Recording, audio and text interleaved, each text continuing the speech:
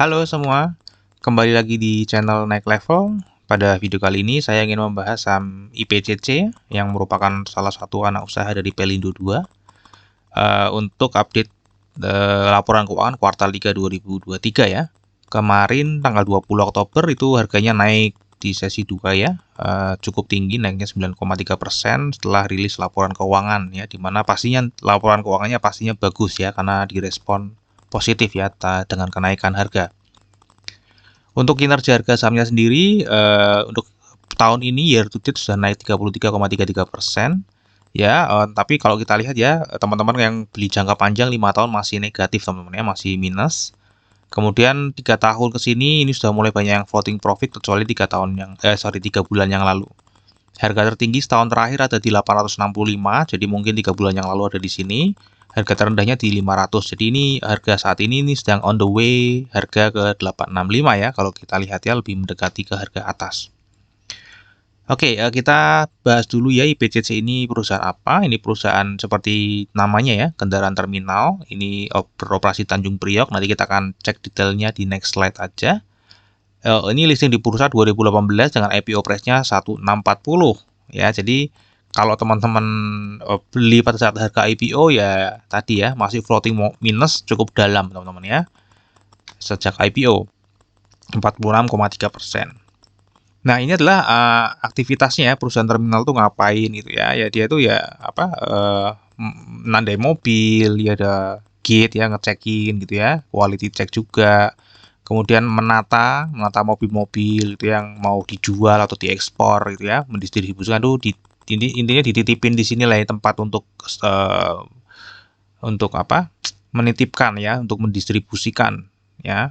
Ini ada port stocknya, ini delivery, ini dimasukkan ke truk-truk untuk dikirim ya. Kemudian ini juga ada lane for delivery, kemudian ini juga nggak termasuk mobil juga, ada alat-alat berat juga ya. Jadi ini activity yang ada di IPCC ini ya teman-teman ya, terminal untuk kendaraan. Ini area operasinya, dia ada di Tanjung Priok, ada di Belawan Port, Surabaya, dan Makassar ya. Jadi ada beberapa titik di sini di Belawan, Tanjung Priok, Jakarta. Ini Gresik juga ada, Makassar. Kemudian ada di Gresik ini joint venture ya, Jakarta, Makassar. Ya, jadi ini car terminal ya teman-teman ya. Jadi ini mobil-mobilnya pada dibarisin nanti untuk didistribusikan atau dikirim. Kalau kita lihat pendapatan operasinya itu ada paling tinggi dari pelayanan jasa terminalnya. Ya, udah pasti. Kemudian ada jasa barangnya. Jasa terminal ini terdiri dari kegiatan bongkar muat kargo dan penumpukannya. Ya, kemudian ada pendapatan operasi yang pelayanan jasa barang. Ini pendapatan jasa dermaga atas penggunaan fasilitas pelabuhan dan rupa-rupanya ini ada kebersihan lah ya. Ini pendapatannya teman-teman ya, yang paling besar memang dari pelayanan jasa terminal ya. Kalau kita cek ini di Stockbit memang baru 2 tahun teman-teman ya, saya nggak ngerti kenapa, namun ya kita pakai data yang ada aja karena memang sumbernya hanya seperti ini ya, meskipun ini sudah listing dari 2018 tadi ya, mestinya datanya cukup panjang ya. Kalau kita lihat ini 2 tahun naik ya, naik gitu ya. Kalau kita lihat dari beban struktur pendapatannya, beban pokok penjualannya juga oke ya, jasanya ini 50% ya kira-kira ya. Dia cukup tinggi gross marginnya. Laba kotornya cukup tinggi dengan laba bersihnya juga double digit teman-teman ya. Kalau kita lihat di 2023 ini juga masih sama, bahkan cenderung naik ya laba bersihnya. Meskipun laba kotornya ini mirip-mirip ya, atau turun sedikit daripada 2022, namun secara persentase laba bersihnya naik. Ya, secara nominal juga naik. Jadi ini bagus ya teman-teman, masih naik di 9 bulan pertama di 2023 ya.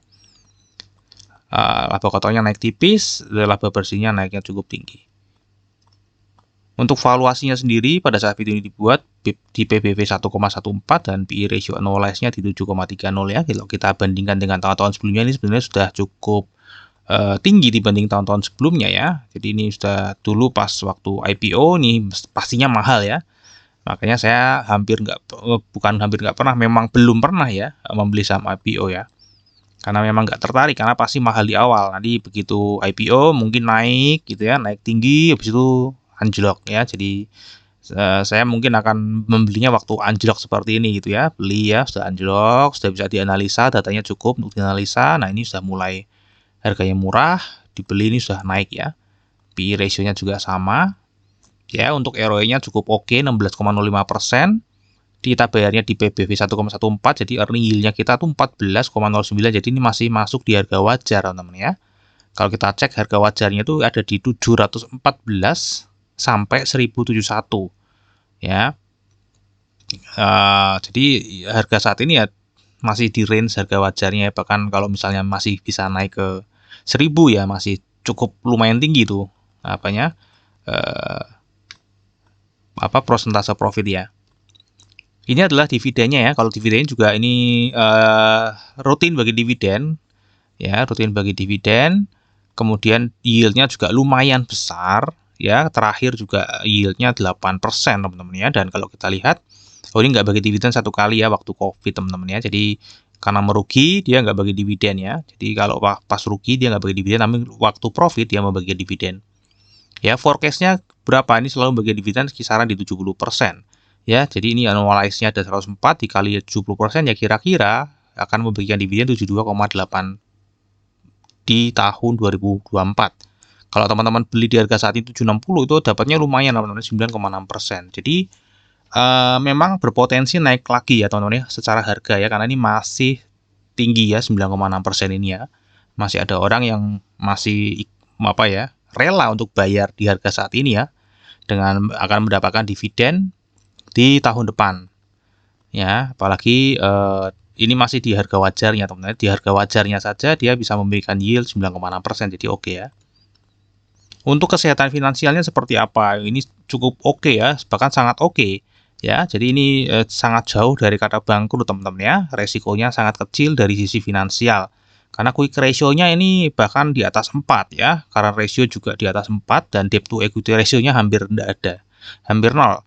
Ya, jadi ini perusahaan yang cukup oke untuk dipegang secara jangka panjang ya, karena dividennya cukup besar. Kemudian terkait ini juga secara bisnis modelnya itu susah ya untuk ditiru gitu ya. Susah untuk ditiru ya teman-teman ya. Jadi oke lah ya, saya nggak akan jelaskan panjang lebar di sini. Jadi ini cukup oke secara finansial, cukup aman, rutin membagi dividen ya, dan masih di harga wajarnya. Untuk secara seasonality itu di bulan Oktober ini berpotensi naik dan ini sudah naik cukup tinggi 7% ya. Kemudian di bulan November juga berpotensi naik lagi 80%. Desember nanti biasanya turun ya, dan kalau kita lihat secara tahun ya, ini sejak IPO setiap tahun selalu turun ya. Nah, di 2022 ini mulai naik, teman-teman ya, mulai naik. Nah, kalau misalnya berharap kembali ke harga IPO-nya aja sudah naik, sudah baker mestinya ya, teman-teman ya. Kalau teman-teman beli, kemudian nunggu pas sampai dia balik dia ke harga IPO-nya, ya bisa baker plus dapat bonus dividen. Oke, sekarang kita akan bahas secara bandarmologinya nih ya. Ini adalah peta kepemilikan sahamnya PT Pelindo. Ya, ini pengendalinya, kemudian ada Pelabuhan Indonesia Investama ini juga sama lah ya. Ada Multi-Terminal Indonesia kecil, ada karyawan nih program teman-teman ya, program kecil, dan ini masyarakat yang lainnya ada 408 atau 22,45%.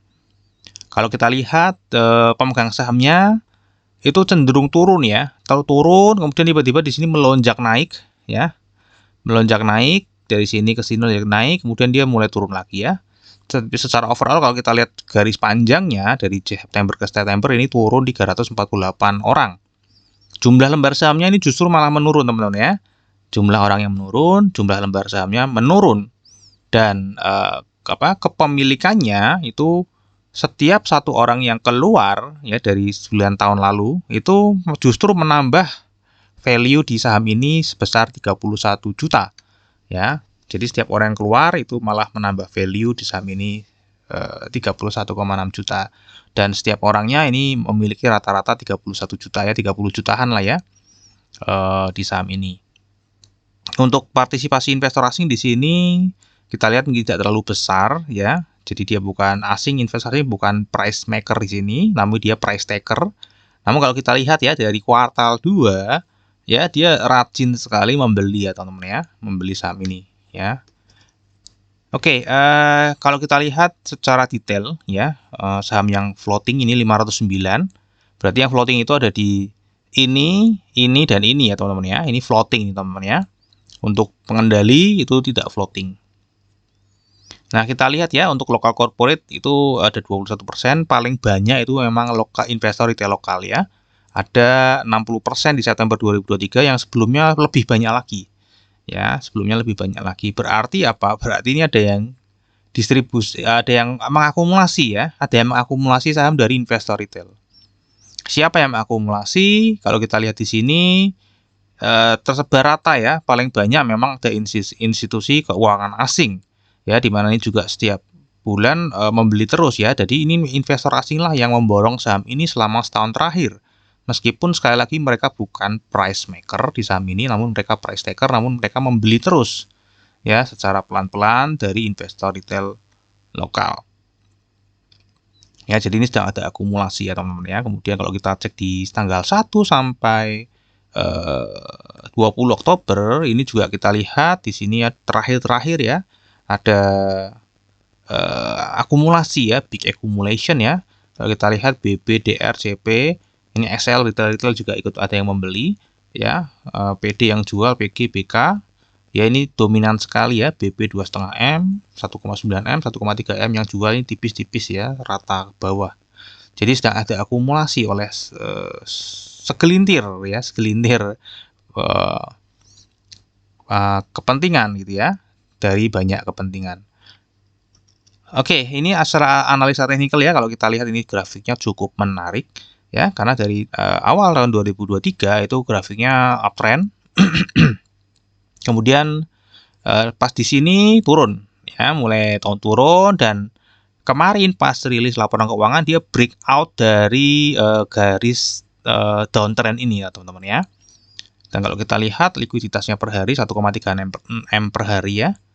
Nah, kira-kira arah harga sahamnya akan kemana teman-teman ya.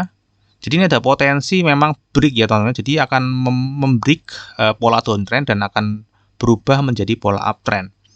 Karena tadi didukung oleh beberapa hal. Yang pertama fundamentalnya yang naik, kemudian yang kedua dari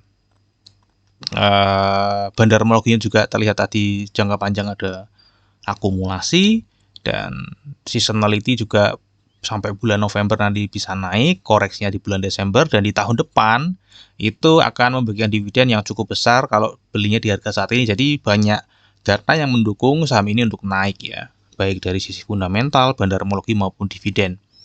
Ya, jadi ini memang berpotensi untuk naik, mungkin bisa naik lagi nanti hari Senin.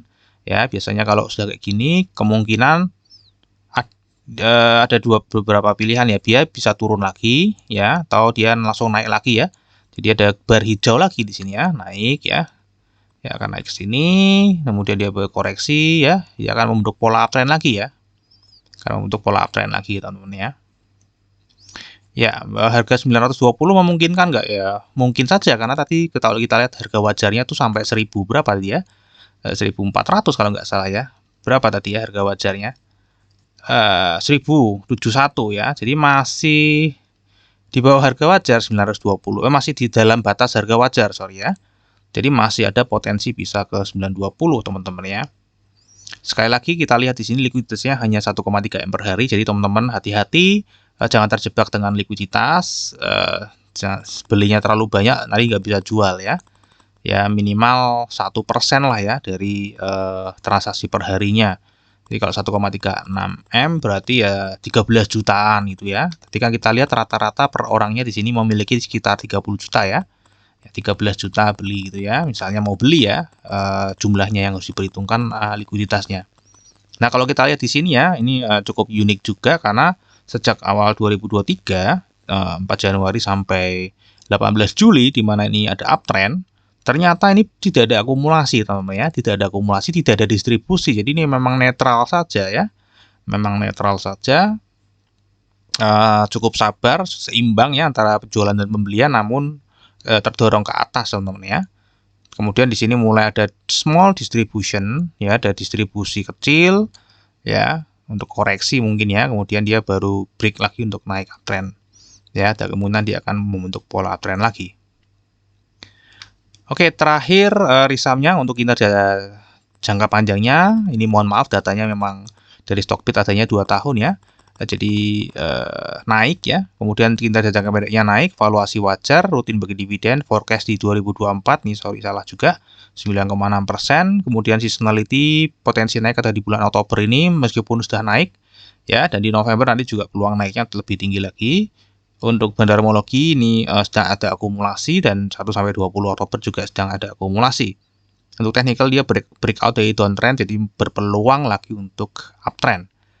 Oke, terakhir disclaimer teman-teman ya. Jadi analisa yang saya bagikan di YouTube ini adalah analisa saya pribadi yang tentu saja juga bisa salah. Ini bukan ajakan jual atau beli saham IPCC ya. Silakan teman-teman tetap wajib melakukan analisa sendiri jika ingin membeli atau menjual saham IPCC. Oke, sampai di sini dulu analisa saham IPCC ya. Semoga bisa bermanfaat. Kita akan ketemu lagi di video yang berikutnya.